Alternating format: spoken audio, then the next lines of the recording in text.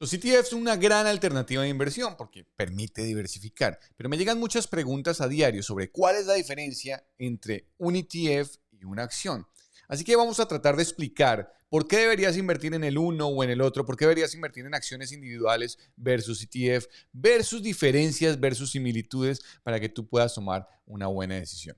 Así que antes de pasar a ver la diferencia, porque además les tengo una sorpresa, voy a elegir 10 acciones y 10 ETF que son mis preferidos, no digo que son mis recomendados, son mis preferidos, para que ustedes tengan una idea, los investiguen y aquí puedas ayudarles a dar un poquito de información sobre lo que significan los ETFs o los famosos ETF y por supuesto las acciones individuales. Toma siempre la mejor decisión de la forma más informada. Y para eso te voy a pedir que te suscribas al canal para estar siempre informado. Date una vueltita por aquí abajo, por el botón de suscribirte. Activa la campana de las notificaciones. Además, no se cobra por eso. Bienvenidos a este capítulo de Acciones versus ETF.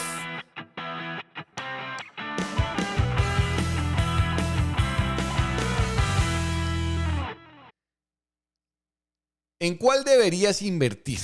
¿En cuál deberías hacerlo? Deberías enfocarte en acciones individuales como los Apple, los Tesla, los Facebook, los Microsoft, o deberías más bien enfocarte en acciones que sean cotizadas en la bolsa a través de algo que se conoce como los fondos y poder allí hacer intercambios para diversificar. Bueno, eso lo vamos a descubrir a través de este video.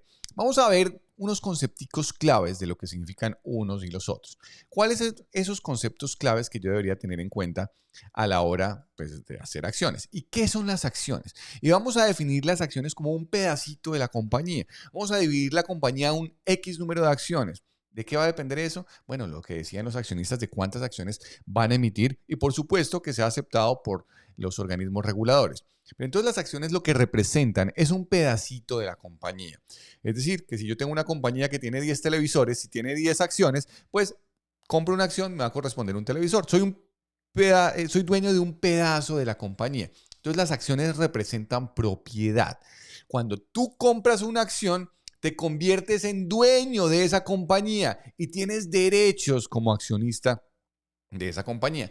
Tienes derecho a percibir los dividendos, por ejemplo, si la compañía llegase a pagar dividendos, así como votar también las decisiones corporativas de la empresa en la asamblea de accionistas, pero pues esto va a depender también de la cantidad de acciones que poseas y por supuesto de la participación que tú tengas allí. Hay un representante de los accionistas minoritarios, por lo regular, en donde se hace presente en las votaciones más importantes que tengan que ver con la empresa, pero tú cuando compras una accioncita de Apple en la bolsa de valores, pues no te vas a sentar al lado de Tim Cook a tomar las decisiones de los grandes inversionistas de la compañía.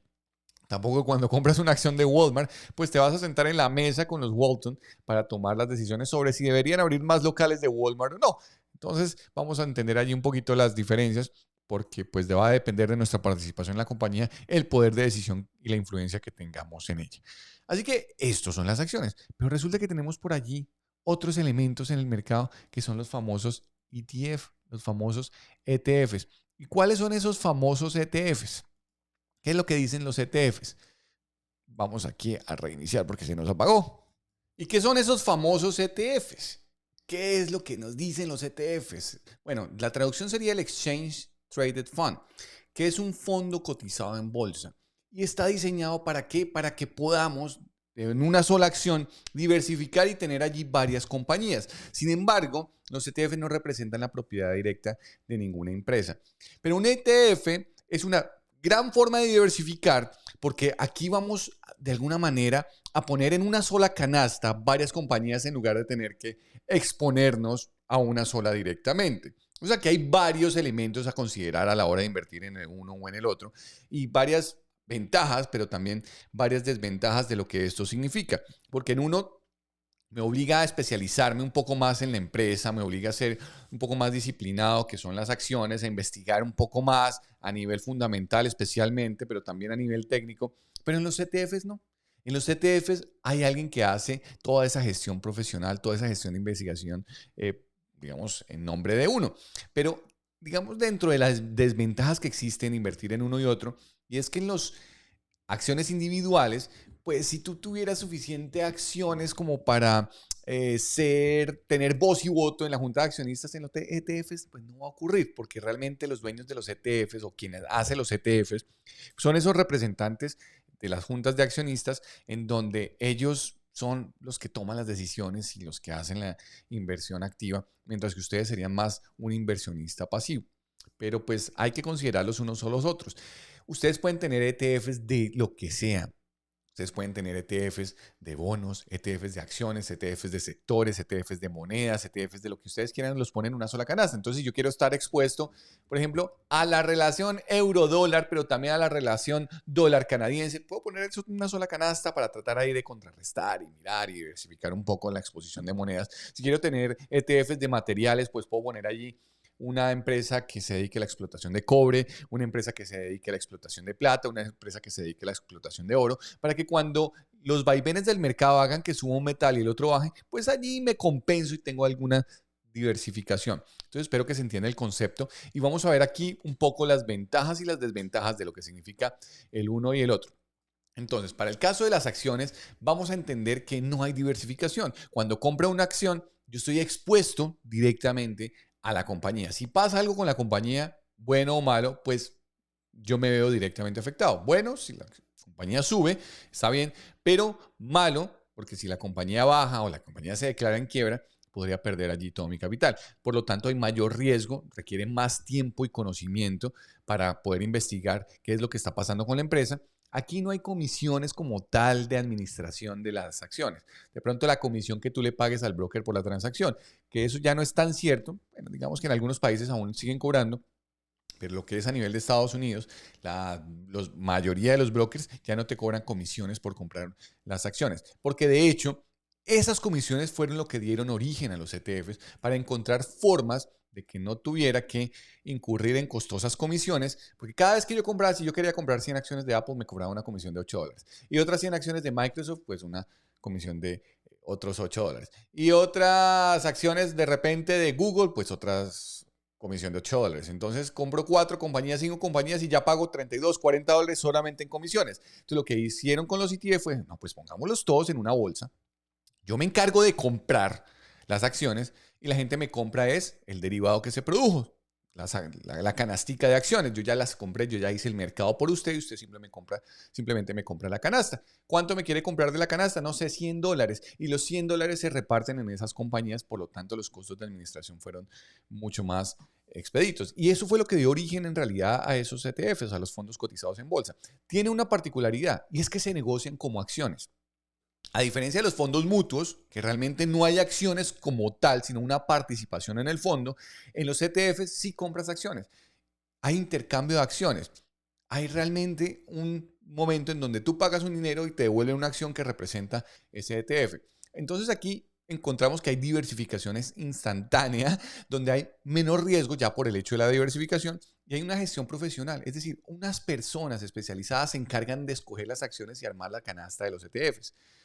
Aquí sí hay comisiones, unas comisiones de administración, son mucho más ventajosas, por ejemplo, que los fondos mutuos. Los fondos mutuos tienden a ser mucho más caros. Lo que pasa es que aquí en los ETFs, a menos que tu broker te permita comprar por fracciones, los fondos mutuos a veces te dejan invertir lo que quieran, $50, $100. Si aquí tenemos un ETF que vale $400, pues hasta que no tenga los $400 no voy a tener la capacidad pues, de invertir. Les voy a presentar entonces la lista de esas 10 acciones preferidas, no recomendadas, haga cada quien su investigación, pero sí las preferidas para que ustedes tengan una idea. Y además las 10 acciones de los ETFs preferidos. Vamos a tener 10 acciones individuales y 10 acciones de ETF preferido. Y la pregunta es, ¿puedo hacer opciones con los ETFs? La respuesta es sí. Búsquense un ETF opcionable. Los 10 que les voy a presentar acá son muy líquidos, son opcionables. Así que si ustedes tienen acciones de ETFs, ustedes pueden básicamente hacer cover call de 500 compañías si tienen acciones del SPY. Si ustedes tienen 100 acciones del día, que es, ya lo vamos a ver, que son los del Dow Jones, los 30 componentes del Dow Jones, pues técnicamente ustedes ya van a hacer cover call de esas 30 acciones a través de un solo símbolo. Entonces eso también nos va a ahorrar muchas comisiones. ¿Cuáles son esas 10 acciones preferidas, tanto individuales como de ETF? Nuevamente la invitación. ¿Te está gustando esta información? suscríbete al canal. Si te está gustando aún más, dale un like. Y si todavía te gusta más, pues comparte esta información para que otras personas también se beneficien. ¿Cuáles son entonces esas 10 compañías? Vamos a hablar primero de acciones. Y aquí están mis preferidas. Apple, en primer lugar, Microsoft, Coca-Cola, Walmart, Tesla, Ford, Johnson & Johnson, Chevron, Banco de América y Verizon. Y ahora la pregunta es, bueno, ¿y qué ETF? Si yo no quiero comprar 10 acciones, sino que quiero comprar, yo podría hacer un ETF de estas 10 acciones. Entonces, que se llama el ETF Sigma, donde incluye esas 10 acciones y ya, no sé cuánto valdrá el ETF y le ponemos un valor. Y cuando ustedes invierten ese valor, nos vamos a comprar directamente estas 10 acciones. Eso podría ser un ETF. Y aquí acabo de armar un ETF. Pero entonces les voy a presentar unos ETFs muy consolidados que están disponibles en el mercado, que puedes hacer opciones sobre esos ETFs y que se trata de nada más y de nada menos que el primero es SPY, por supuesto, el rey o la reina, si se quiere llamar, de los ETFs, que ahí se congregan las 500 compañías de mayor capitalización de los Estados Unidos. El segundo es el QQQ, que ahí encontramos un ETF que hace un rastreo a las 100 empresas del Nasdaq. En tercer lugar encontramos al día. Ahí vamos a tener las 30 empresas del Dow Jones en un solo símbolo. Entonces, en un solo símbolo, en el SPY, tengo 500 compañías. Ya me diversifiqué en 500 compañías, en 11 sectores, en 69 industrias. En el QQQ ya tengo ahí 100 compañías y quiero estar expuesto, por ejemplo, al Nasdaq. En el día ya estoy expuesto al Dow Jones, los 30 compañías, no tengo que comprarlas individualmente. El IWM tiene 2.000 compañías, imagínense. El XLK, por ejemplo, si ustedes quisieran invertir al tiempo en Google, en Microsoft, en Apple, en Intel, en AMD, bueno, pues compren el XLK y ya tienen exposición a todos esos productos de una vez. El XLP, consumo defensivo, y van a encontrar a Coca-Cola, van a encontrar a Walmart en una sola acción. El GLD, bueno, para quienes quieren exposición en oro, para quienes quieren exposición en explotadores de oro. El TLT, para quienes quieren exposición a bonos del tesoro. El XLF, para quienes quieren exposición a todo el sector financiero. No sé qué pase con el 2008, que muchos bancos se quebraron, y más bien tengo mi exposición a diferentes bancos, al Banco de América, a Wells Fargo, al Citigroup, y no estoy expuesto a una sola compañía. El XLC, por ejemplo, para quienes quieren estar expuestos al sector de comunicaciones. Así que esas son las diferencias entre unos y otros. No es que diga que uno es mejor que otro. Ya les muestro las ventajas, les muestro las desventajas. Uno cobra comisiones, otro sí cobra gastos, no cobra gastos de administración. Uno tiene mayor diversificación, los otros no están diversificados.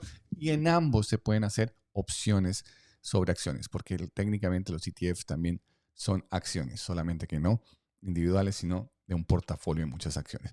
Pues me ha encantado compartir con ustedes. Dense una vueltica por toda nuestra oferta educativa que tenemos en www.opcionsigma.com. Estoy seguro que van a encontrar allí algo que les pueda servir para ayudarlos a seguir en este camino de inspiración de los mercados financieros, y pues que se den también una pasadita por el botón de like. También está, por supuesto, el Sigma Club, esa comunidad de inversionistas, la cual tenemos disponibles para darles la compañía, darles la manito y que no transite solo este camino. Nos vemos en una próxima ocasión. Cuídense mucho y no dejen de suscribirse. Hasta pronto. Chao, chao.